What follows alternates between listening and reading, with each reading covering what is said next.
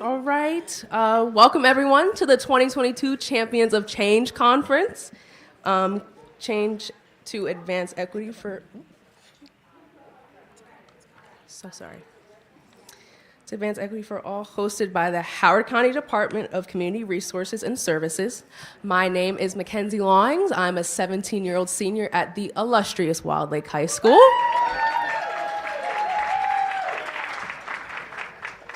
Hello all, how are y'all tonight?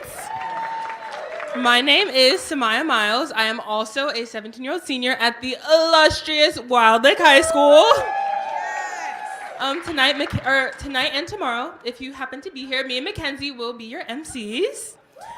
And we are so excited to be here. Thank you guys so much for showing up. To begin, we would just like to thank Howard County Library System and Columbia Community Cares for sponsoring this. Events like these are so important, and you guys do not understand how much this means. To begin, I would like to introduce Ms. Erica Strauss-Chavarria, the Executive Director of Columbia Community Care. Erica Strauss-Chavarria is originally from Albuquerque, New Mexico. She obtained a BS in Political Science and Latin American Studies from the University of Pittsburgh in 2004. She went on to obtain a master's degree in International Law and Human Rights from the Nation University for Peace in Costa Rica. After receiving her master's in teaching from Towson, she returned to her alma mater, Wild Lake High School, to teach. Erica is an advocate for racial and social justice. She became a practitioner and trainer of restorative justice in efforts to end the school-to-prison pipeline. She has presented multiple times across the country on topics related to racial justice in education, anti-racism, and restorative justice. Now, Erica founded and is now the full-time executive director of Columbia Community Care, an organization that has provided hundreds of thousands of people in her community with groceries and supplies during the pandemic. Columbia Community Care has received so many awards, including Howard County Best Volunteer Organization in 2020, 2021, and 2022. Also, Erica is a recipient of the 2020 Howard County Human Rights Commission Human Rights Award. Please give it up for Erica Strauss-Chavarria.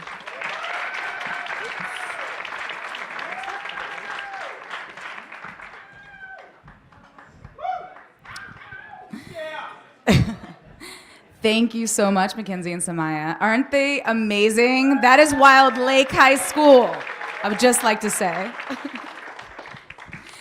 Good evening, everyone. Thank you so much for joining us for this reception and keynote address. My name is Erica Chavarria, former Wild Lake High School Spanish teacher for 12 years, currently serving as Executive Director of Columbia Community Care. I founded Columbia Community Care in response to the food needs of my students and their families when schools shut down in March of 2020 due to the pandemic.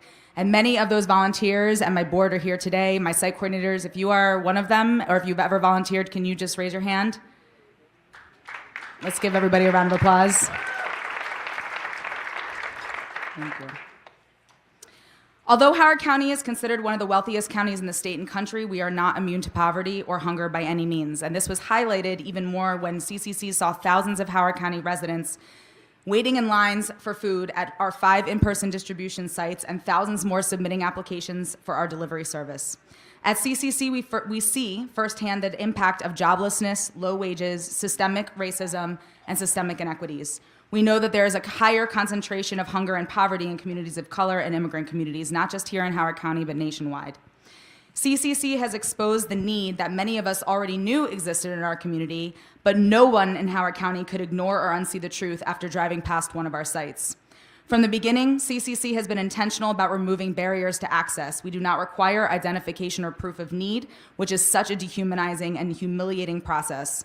Our sites are located within walking distance from many families, and we have a free delivery service for those who are unable to get to our sites due to lack of transportation or for any other reason.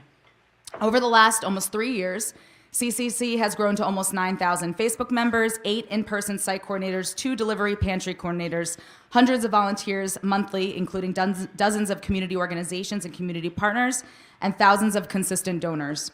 CCC has served over 150,000 residents in Howard County and has completed over 15,000 grocery deliveries. And although it seems like a number that we want to applaud, I do not see that as a success. I see that as a humongous failure. Although appreciating all of the work that goes into doing that work. We currently operate at 3 in-person distribution sites on Saturdays from 10 to 12, and our delivery service operates out of our headquarters, the Columbia Flyer Building. Columbia Community Care has done an incredible job at providing essential resources to our community for almost 3 years now. However, we know that we must focus on the system and institutions that create the injustice and inequities that exist for so many of our families across Howard County. The system thrives on the existence of the few having an abundance and the majority having nothing. And the system is doing exactly what it was designed to do, as we so learned today in our pre-conference. As a 501c3 nonprofit, Columbia Community Care is committed to addressing the holistic needs of Howard County families and keeping our values of restorative justice, liberation and freedom, healing and peace, joy, community care and mutual aid, human dignity, and collective power at the forefront of our actions. The mission of Columbia Community Care is to provide resources, services, and programs to students and families in Howard County under 4 pillars: liberation, education, health and healing, purpose pathways, and essential resources. Our intention is to build relationships, cultivate and develop social and collective power, promote knowledge of self and history, and build economic independence and generational wealth. Liberation and education and promoting knowledge of self and history is embedded in the pillars and mission of Columbia Community Care, and this morning, some of you were able to experience that in action. This morning, in his pre-conference workshop, our keynote speaker for this evening, Mr. Dante King, asked us to jot down a few questions that I think are so crucial to the critical thinking and understanding of the truth and reality of this country's history. Those questions were: what is legality? Who is responsible for creating it? Who is responsible for maintaining it? And what have I personally signed on to by accepting a white American legal system that serves to criminalize and abuse non-white people and most severely Black people? I implore you to ponder those questions, those same questions, as you listen to the keynote tonight. Today, Dante showed us examples of law after law after law, each beginning with the words, "whereas some doubts have arisen," meaning, oops, we may have allowed a smidge of progress for Black people in the last law, so now we must change it again.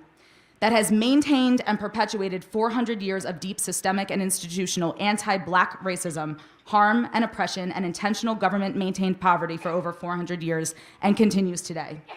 The law has just been a mechanism and tool used explicitly for the attempted spiritual, mental, emotional, and physical murder of Black people.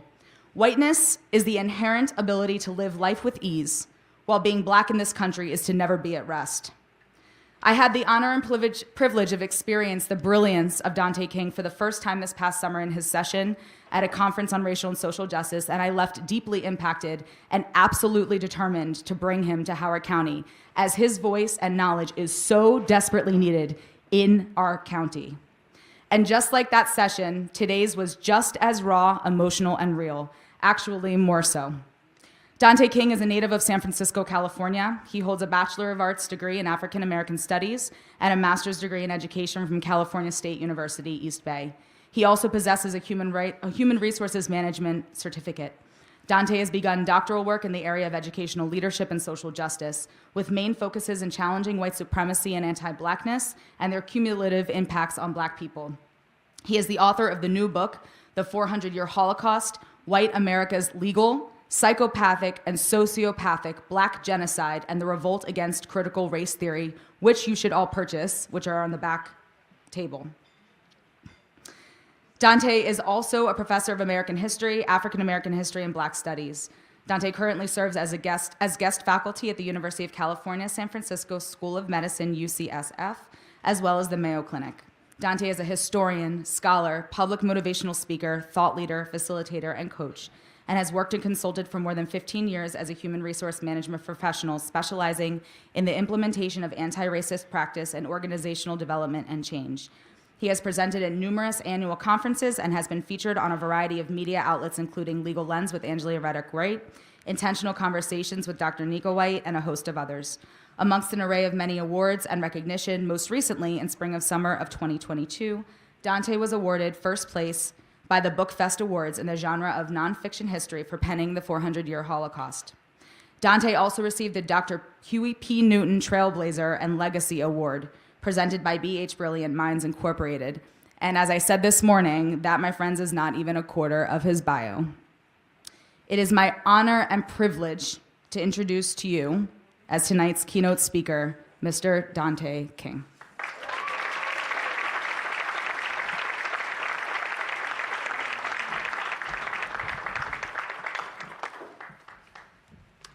All right. How is everyone? Pretty good? Good. So I'm going to start actually with a video, and I am going to try and make this as engaging as possible. How many of you have been to keynotes before and you're sitting there and by the 8th minute, you just zone out? Right? Okay. So I'm not going to do that. I'm going to do something a bit different. But first, I want to say thank you very much, Erica, for your strength, for your leadership, for the support that you've put behind this work, and just the work of activism overall, and how you show up for Black and brown people. I also want to thank Jackie for hosting me and for making sure that I got here safely and well accommodated. And the team, yes. And the team at Howard County, I really am humbled and honored to be here. And so I'm a firm believer of amplifying the historical context of this country and really shedding a light to bring attention to the experiences that we all see before us today and that we all witnessed and have a lack of, and yet have a lack of context for. And so what my work strives to do, what I strive to do in my work, is to bring visibility and attention to how we got here. Has anyone ever wondered or pondered how we've gotten here outside of what you've learned in the white educational and academic system? By show of hands? Okay. So we're going to explore some nuances of that. Many of us know some of the pieces of the history that I'm going to lift up tonight, but I'm going to frame it in a particular way.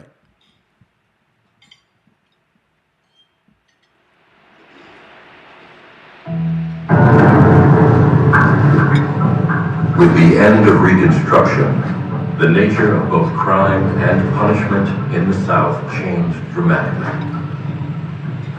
In state after state, and county after county, new laws targeted African Americans and effectively criminalized Black life. It was a crime in the South for a farm worker to walk beside a railroad. It was a crime in the South to speak loudly in the company of white women.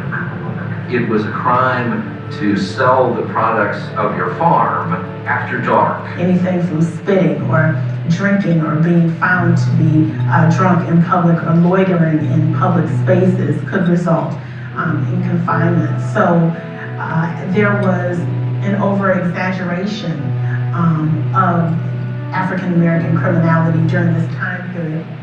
It's not to absolve all prisoners from having committed crimes, but there were many trumped up charges. One of the most infamous set of laws to come out of this period were the pig laws, passed in Mississippi, Georgia, Florida, Alabama, enhancing penalties for what had been previously misdemeanor offenses to now felony offenses. In Mississippi, theft of a pig worth as little as a dollar could mean 5 years in prison. In Tennessee, hard labor might result from stealing an 8-cent fence ring. But the most powerful, the most damaging of all of these laws were the vagrancy statutes. In every southern state, you became a criminal if you could not prove at any given moment that you were employed. And I just want to pause and clarify something. You had to be able to prove that you were employed in employment that whites recognized as employment. Under slavery, most Black crime was punished by slaveholders, leaving the courts to discipline whites. Now, only about 10% of those arrested were white. Now, what does this mean? Does this mean that white people are not committing crimes in the South? We know that's not true. Southern states had a history of placing prisoners with industries that would bear the cost of guarding and housing them. in exchange for their labor. Now states also began to charge fees, renting prisoners to companies by the month. The highest rates were for the strongest workers and longest sentences. When you go to the 13th Amendment, one of the fascinating things about the text of that amendment is that it says that slavery is abolished, except in the case of a punishment for a crime. And within that wiggle room, what you see in it is that there's still the possibility of extending slavery, as it were, by another name.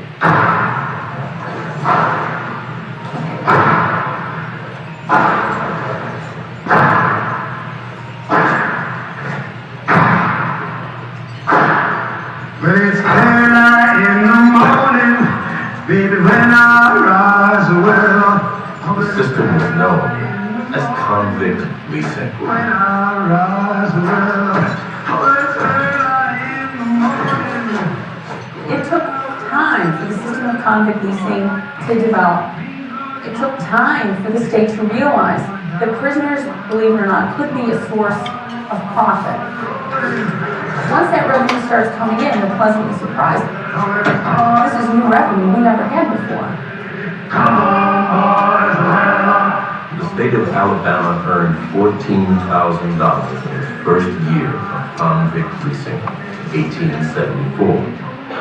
By 1890, revenue was $164,000, roughly $4.1 million today.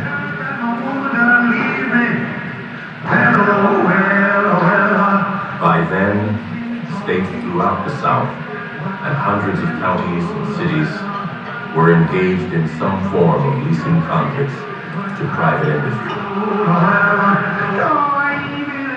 And it gave tremendous discretionary power for the private owner, either a landowner or a corporation or a coal mine, could be any business concern, to do what they wanted with that African American.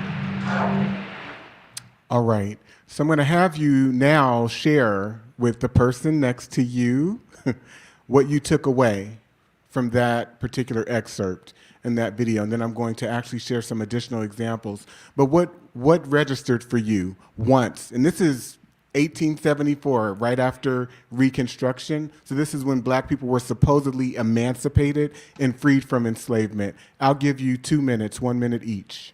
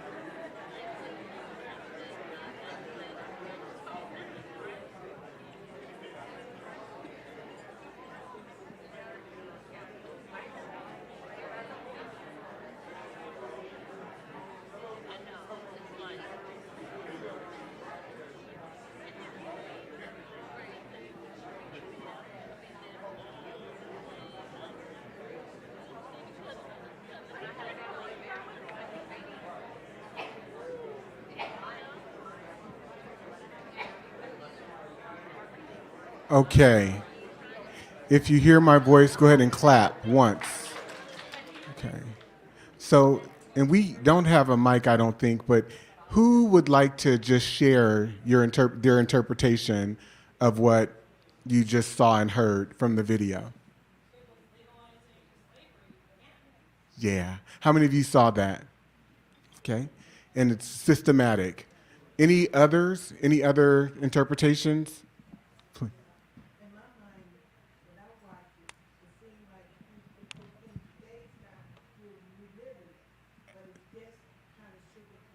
Absolutely.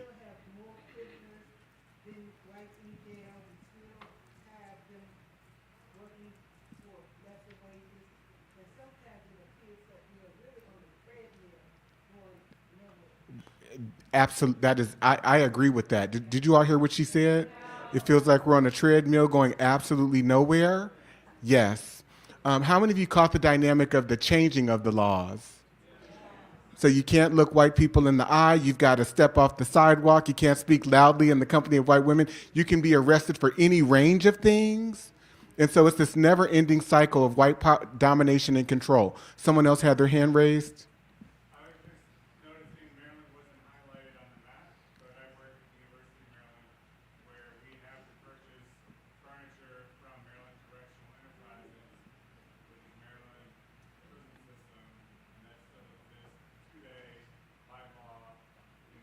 Absolutely.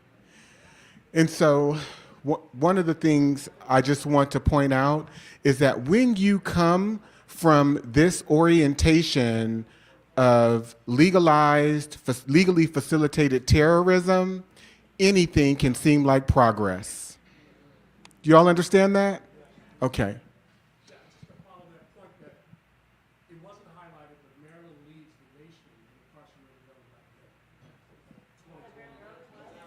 He says Maryland leads the nation.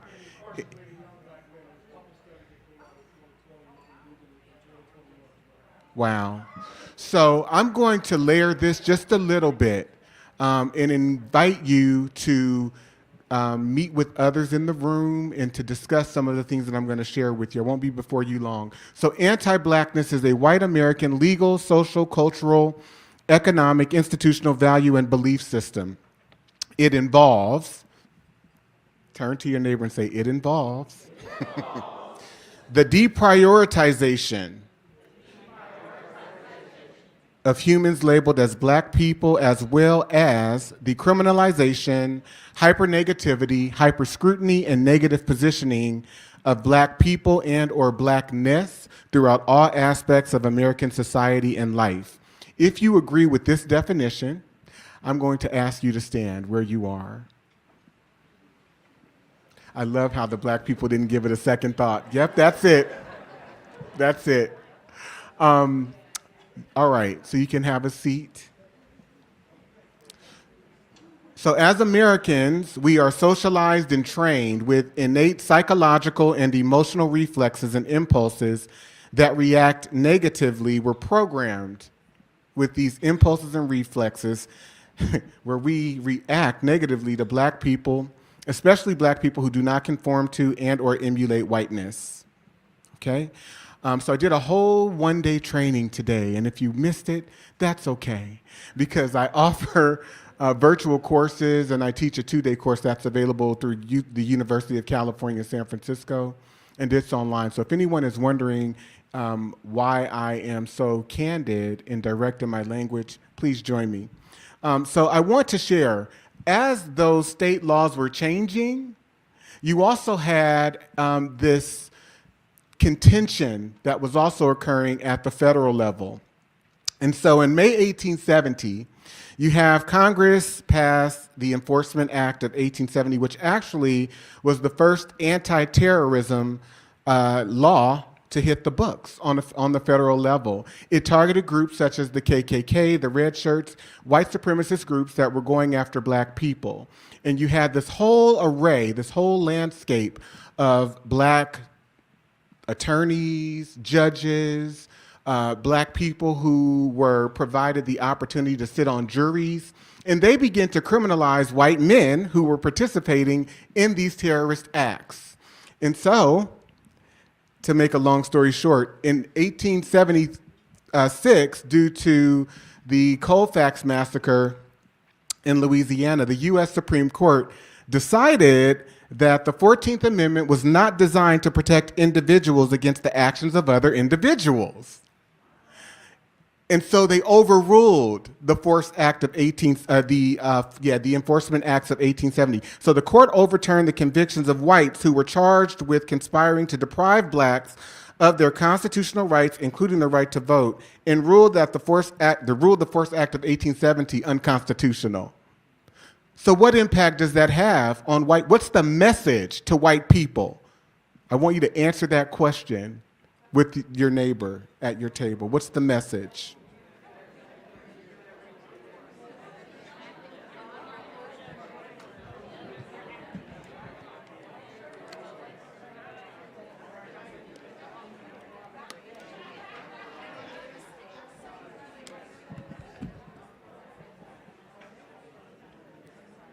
All right, who wants to answer that? What's the message?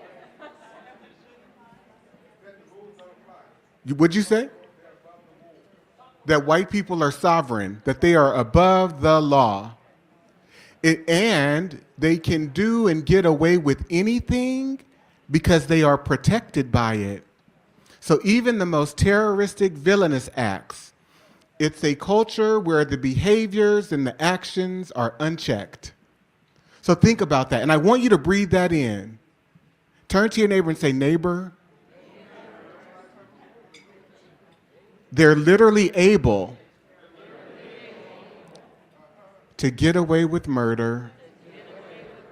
Okay. So in 1875, John Langston Mercer, who is an educator, civil rights activist, abolitionist, and founder of Howard Law School, he co-authors the Civil Rights Act of 1875 with Charles Sumner.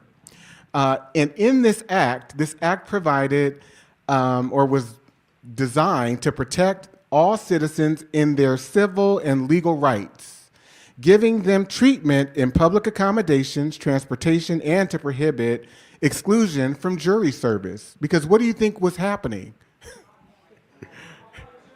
Right? So the 1866 Civil Rights Act, it wasn't working.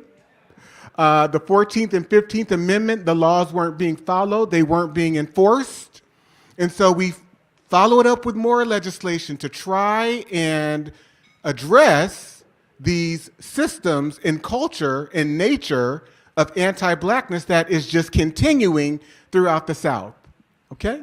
And so what happens? In 1883, you've got a conservative court that comes along and they rule the 1875 Act unconstitutional. And here's what they say. So in his majority opinion in the civil rights cases, and there were 5 that were on the docket, Associate Justice Joseph P. Bradley struck down the Civil Rights Act of 1875, holding that the 13th Amendment merely abolishes slavery and that the 14th Amendment did not give Congress the power to outlaw private acts of racial discrimination. So I want you to stand up and go and meet with someone from another table and share the impacts of this. What's the message to black people from the highest court in the land? Stand up.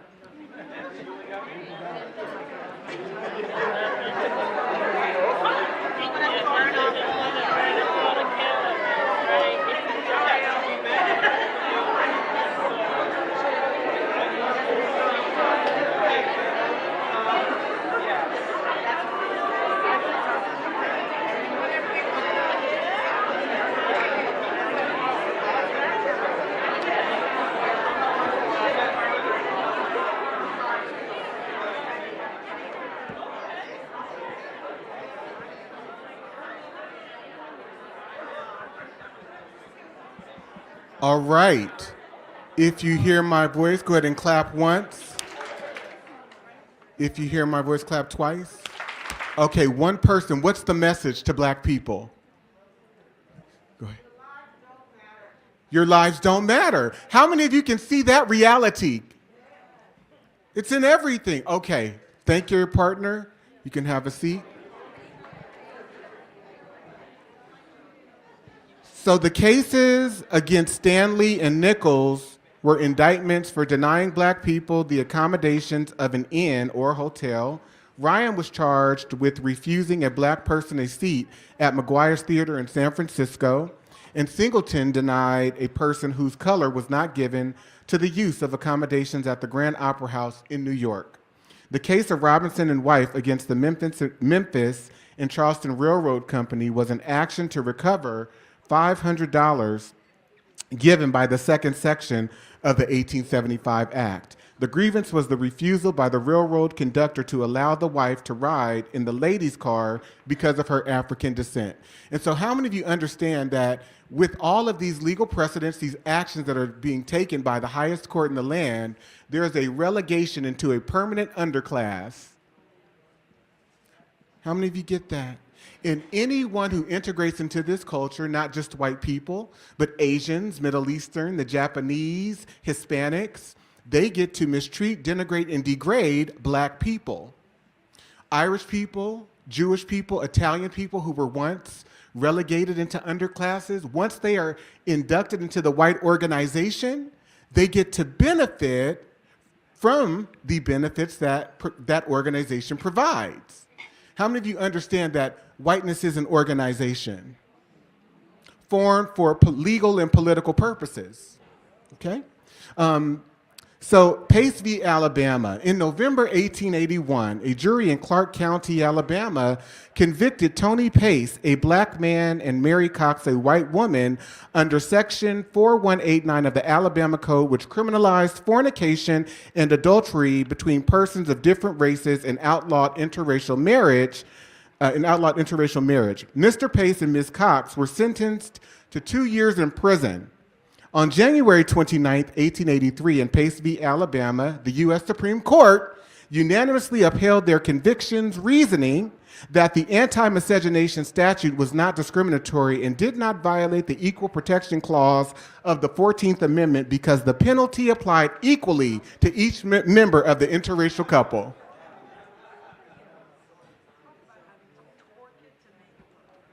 Pace failed to overturn the reasoning. Genocidal, sociopathic, psychopathic reasoning. Pace failed to overturn the reasoning of the Alabama Supreme Court, which had held that fornication between persons of different races was exceptionally evil because it could result in the amalgamation of the two races, producing a mongrel population and a degraded civilization, the prevention of which is dictated by a sound public policy affecting the highest interests of society and government. So this is your Supreme Court. So why would anyone be surprised at the repeal of Roe v. Wade? The only people who would be surprised by that are people who haven't studied what this court is capable of doing, who are absent and bankrupt of knowledge of the historical realities. So then we get to the Ku Klux Klan Act, which was also enacted after the Act of 1870, and this is 1871. They were acted right along with each other. This one authorized the president at the time, Ulysses Grant, to use federal troops and use emergency measures to protect black people from groups like the KKK, the Red Shirts, and so on and so forth. So, I talked about Cruikshank, saying that essentially blacks could not be protected from terrorism. In 1883, they said, you know, we forgot about that one act that was passed in 1871. And so here's what happened. On January 22nd, 1883, the U.S. Supreme Court in the United States v. Harris dismissed indictments against a Tennessee sheriff and his accomplices accused of attacking 4 black men and killing 1. The court held that the Force Act of 1871, a federal law passed to protect black Americans from violent terrorism, was unconstitutional because the 14th Amendment limited Congress to taking remedial steps against state action that violated the 14th Amendment and applied only to acts by states, not to acts of individuals. So go ahead and share amongst your tables. Just stay seated. And I want you to begin to share your thoughts about this. Because again, The video that I showed demonstrated clips of laws that begin to be enacted and enforced state by state. This is coming from one of the highest branches of our government. So go ahead and share a quick reaction to this, and I'm going to move on.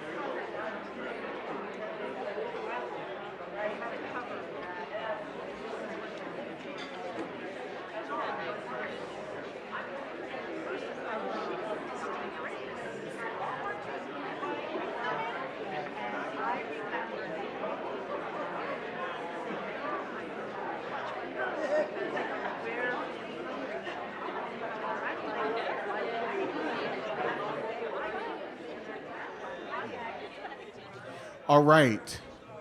So now that we have that underway, I'm actually, if you hear my voice, go ahead and clap once. If you hear my voice, clap twice. If you're still talking, stop. No. All right, so I'm going to actually layer this a bit more, because now that you have some context for what began to prevail during this period, because how many of you have heard, wow, there's a lot of lynching that began to happen during this period between 1880 and the mid-20th century? Well, it was facilitated by the Supreme Court of the United States, who outlawed anti-terrorism laws. How many of you understand that? That is essentially what happened. Okay, so I'm going to share this video, and it'll give a bit more detail, and then I have some additional slides that I'm going to share.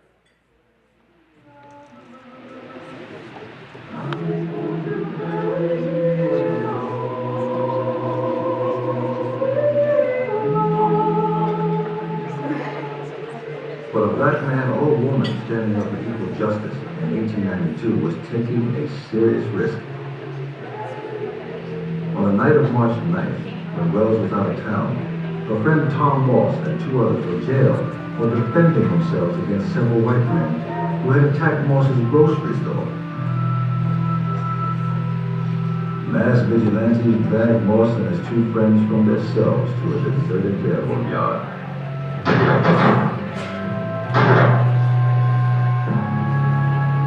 Before he died, Moss cried out, "Tell my people to flee. There is no justice here." This lynching, a term that came to be applied to any mob killing of blacks, disheartened Wells. When she had come back to Memphis, she saw that the community was absolutely devastated. And so was she. No one knew quite what to do. But when she read those words, she said, this is going to be her mission as well. And she begins to tell black Memphians, there is no justice for you here. The system is not working for us.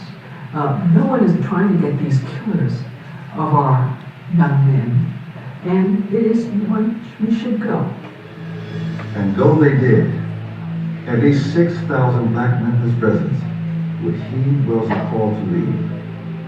It was the beginning of an exodus that in the coming decades would number in the millions. The murder of her friend also opened her eyes to who the true targets of the lynch mob were. When her three friends were lynched, she began to realize that even black people, middle-class black people, could be victims of that. And she talks about how until that happened, she had believed that those excesses, what she called excesses against her race, were only directed against those people who had perhaps done something to deserve it. This opened my eyes to what lynching really was. An excuse to get rid of Negroes who were acquiring wealth and property, and thus keep the race sterilized and keep the niggers down. Ida Wells is one voice that says that these assumptions of black people, that we can actually come to some negotiated settlement with whites in this period, is a false assumption, and that you have to fight. But the only way you're going to do it is to fight. Ida B. Wells would eventually leave Memphis for Chicago. There she began her crusade against the murder of Southern blacks, which she would continue for the rest of her life. But across the South, lynching continued. Edward White, Vance McClure, Link Wagner, Robert Williams, George King, Scott Sherman, John Fry, Irvin Belzer, William Smith, Falcon Francis, A.L. Smart, Mr. and Mrs. Morris, Patrick Morris, Gilbert Francis, Vern Love, Isaac Kaiser, Louis Senegal, Joseph Dizell, Frank James, Louis Munn, Hiram Whiteman, Desano Lozano, Angelo Mongoso. The tragedy today, I think, is a lot of people think they just harm somebody, but a ritualized lynching was a part of the culture of the South with even religious and patriotic connotations. Think about this. Some white folk, if they had the time, dressed up in their old army garb, their old army uniform, to come out to a lynching. Racism reached a point, it was so dramatized and so ritualized and codified in the laws and in the practices that it was the most normal, patriotic, the most religious thing that you could do is to worship segregation.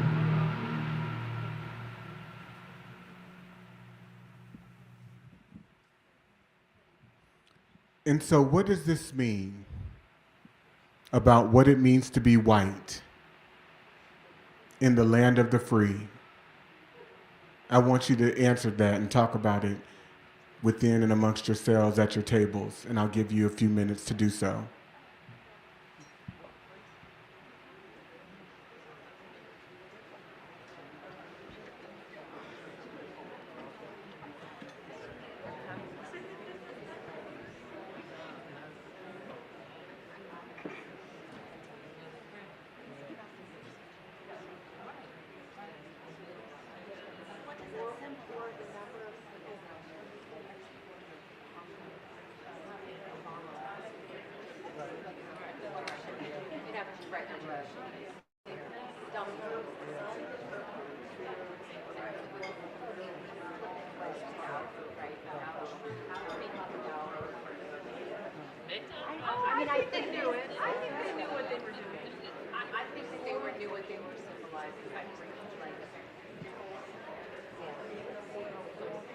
Right, I don't know how to, but I think that there's perfect elements to it.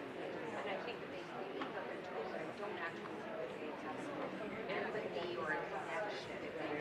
Right.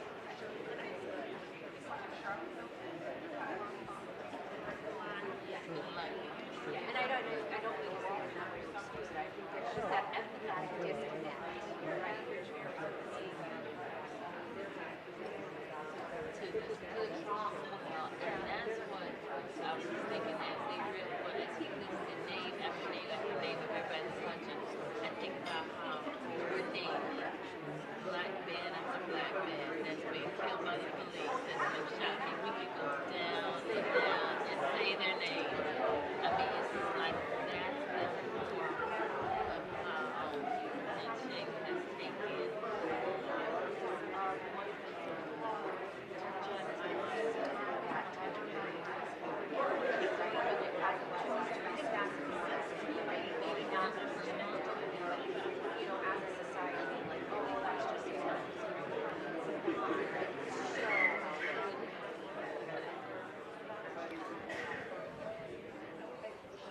All right, if you hear my voice, go ahead and clap once.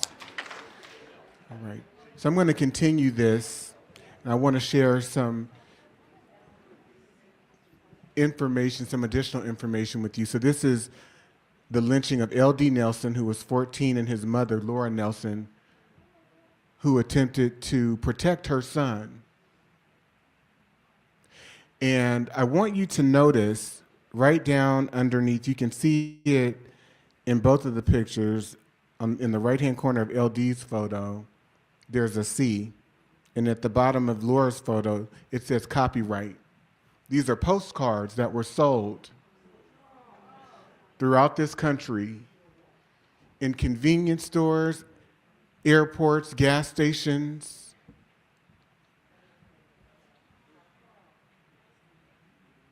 And these are the perpetrators posing for a picture. And so I posed several questions in my book, and I will get to them. But one is, how is this not seen as psychopathic or sociopathic? Jesse Washington, 1916. Vernon Jarrett, he said that people would go and dress up. They'd go home and put on their army garb. You've got county and city officials who would facilitate. With this one, they lit a bonfire, and every time he would catch on fire, they would raise him up so that he could agonize more.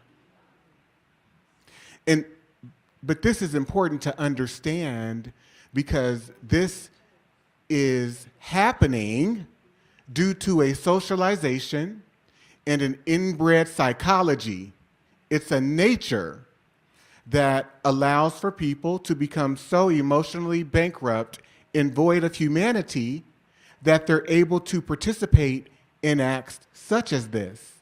And there's a larger community that's saying, well, what did he do to deserve it? And that's part of the depravity and diabolical nature also. So we have to be conscious of that and mindful of it. This is the barbecue we had last night. My picture is to the left with the cross over it. Your son, Joe. John and Charles Ruggles, Redding, California, 1892.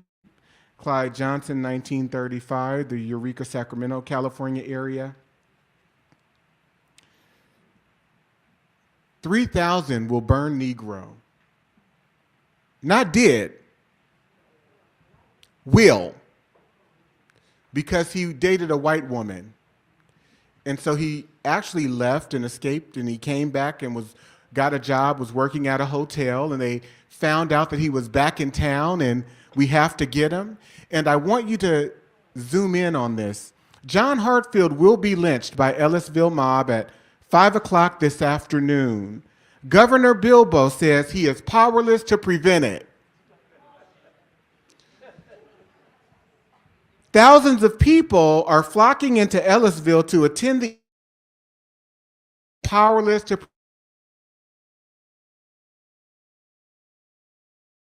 their hands and powerless to prevent it. Where is protection? Where can protection be found? Answer that question with the person next to you.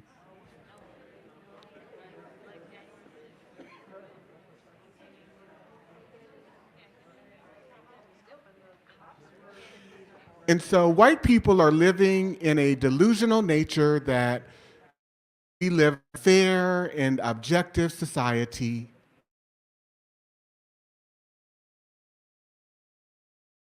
Functioning that way. The language of these laws have just changed, but the intent and the selective enforcement is still there. How many of you understand that? Okay. And we wonder many times, how did this evolve? How did this happen? It happened because it was facilitated by the highest court in the land.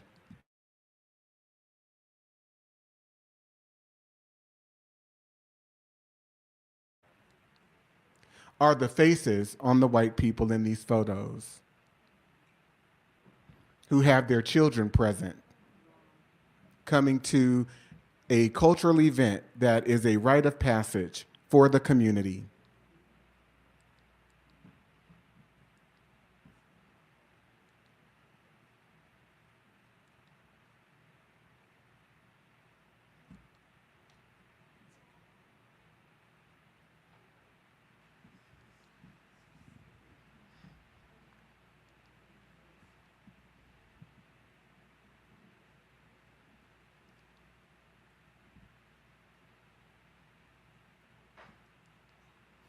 Although some whites found lynching unacceptable and barbaric, few of the perpetrators were ever brought to trial.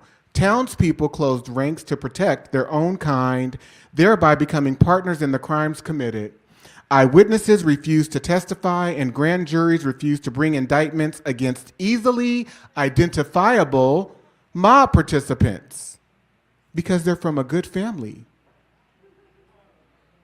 They're prominent, upstanding citizens, Christian, good people.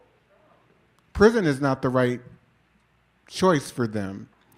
Even if they had, juries would have refused to convict, whatever the evidence. So Lynch Shaw, who was a 46-year-old successful businessman in 1936, he was too successful for his own good. And so Dr. Caretha Mitchell, in her work around know your place aggression, she talks about how you just cannot get too big in this culture. You will always be brought down to size. And so I need for us to understand that, because we play this game of fairness and equality and inclusivity and all things are better. And yet when I enter a meeting with my white colleagues and I say something, that the same person follows me up and they say it 2 minutes after me. They can't hear me when I say it, but they can hear them. And if I complain about it, they will potentially and have had me ejected from my position. They launched the anti-Dante campaign. Who does he think he is, right? And so there's an illusion, a delusion of fairness. We're not fair because white supremacy and whiteness has an agency and a power that is infinite and everlasting, and it can be activated within an instant. How many of you understand that? Okay? Whose son is this? Grandfather. Great-grandfather.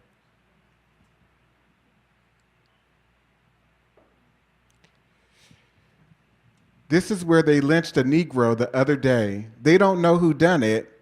I guess they don't care much. I don't. Do you?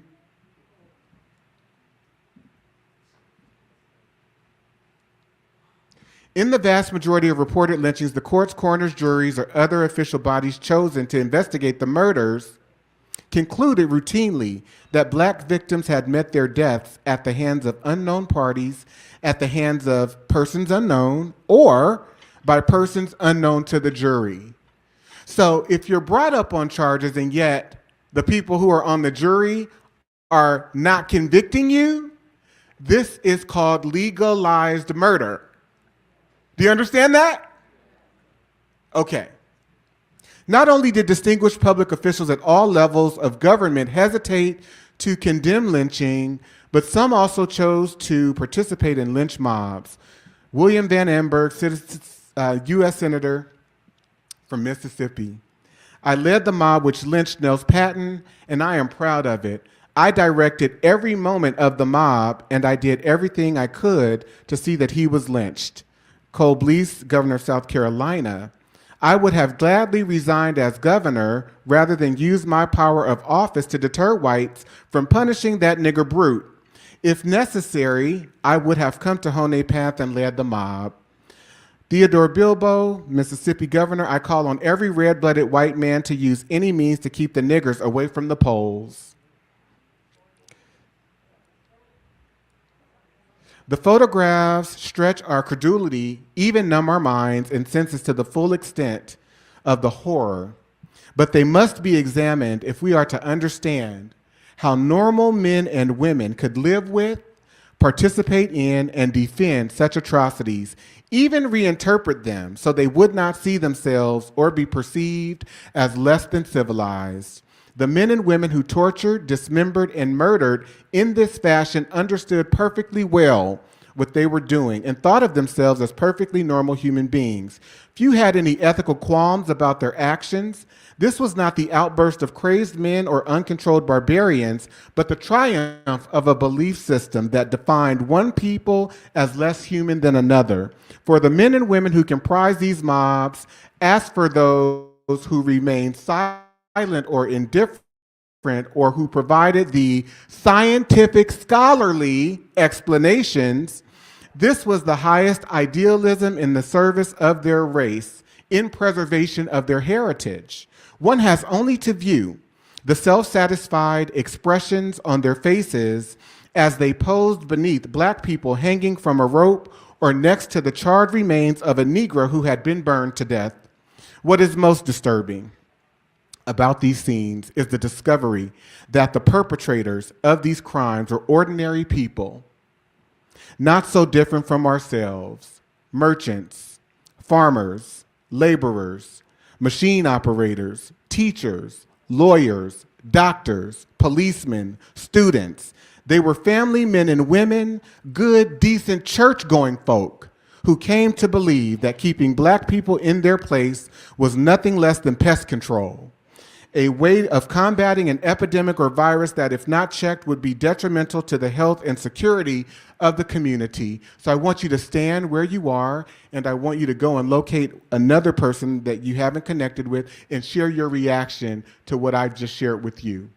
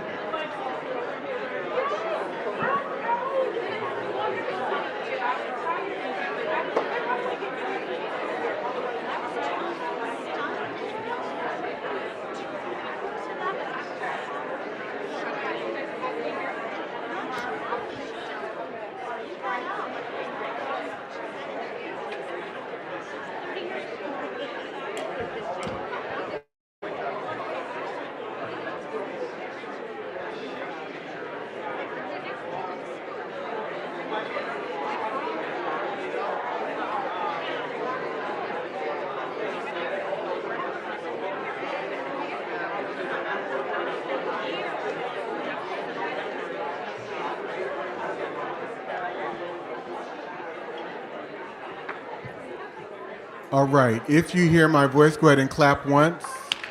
If you hear my voice, clap twice. If you hear my voice, clap 3 times. All right, anyone want to share one takeaway very quickly, because I'm about to wrap up. Anyone want to share a takeaway?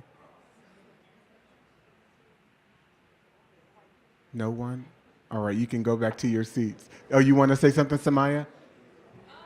Oh, wait 1 second. All right, so Samaya's going to share.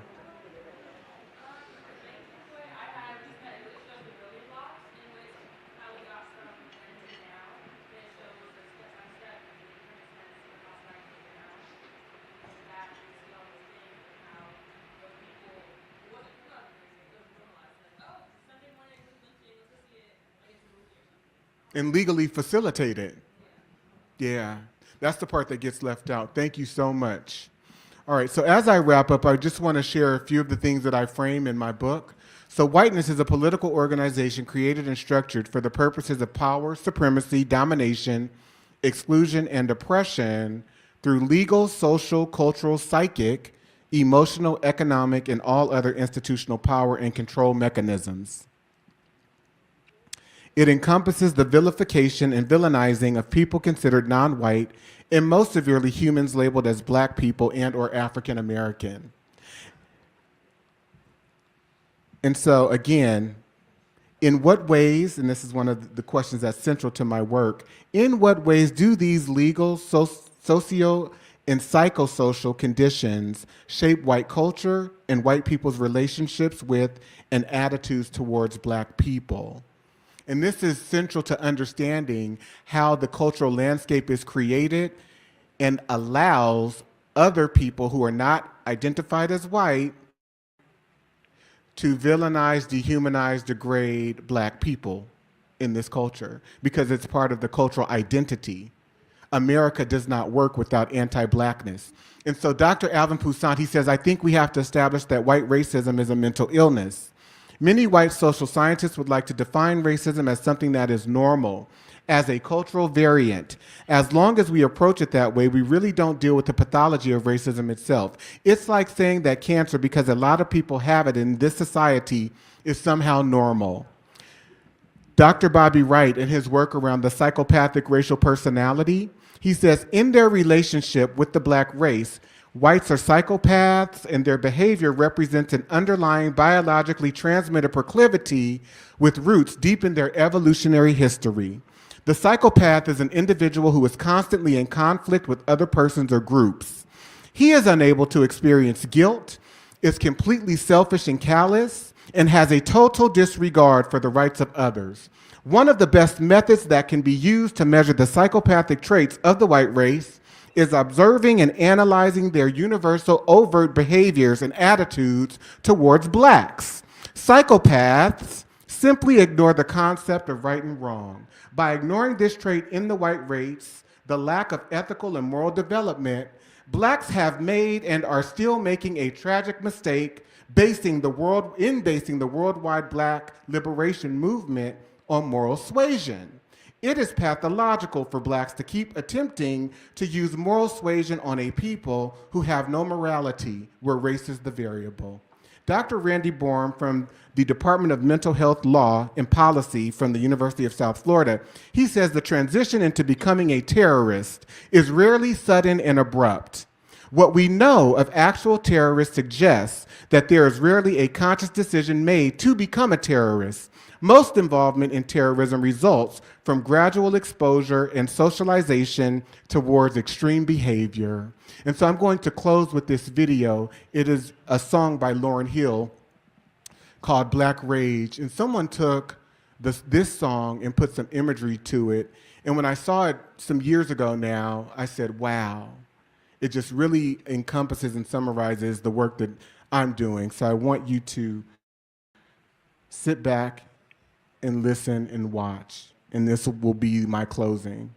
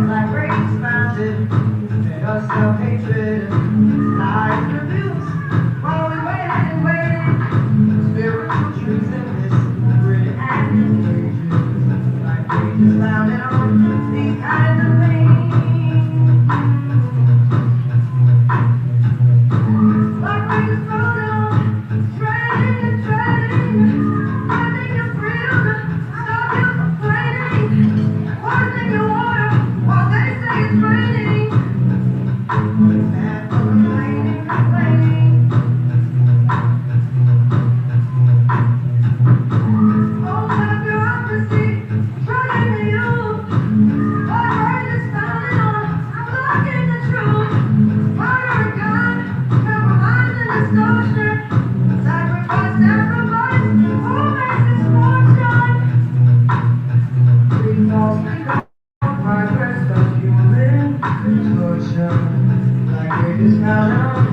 these kinds of things. When the dogs bite, when the leaves when I'm feeling sad, I say, remember all these kinds of things, then I'll be so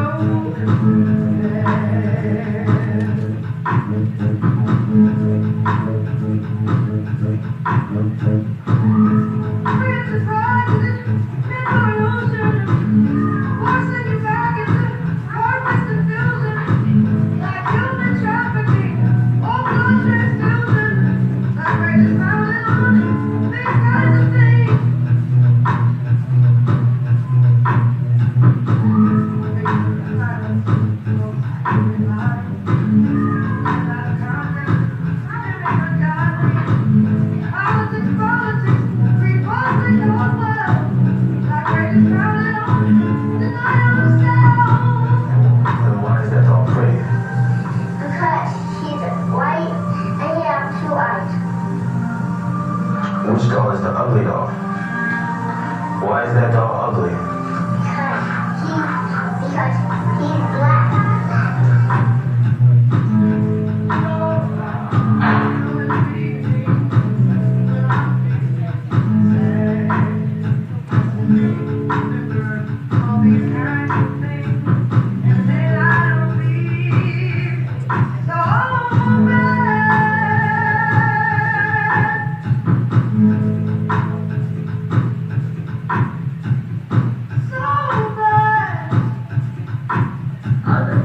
That a riot is the language of the unheard. Thank you.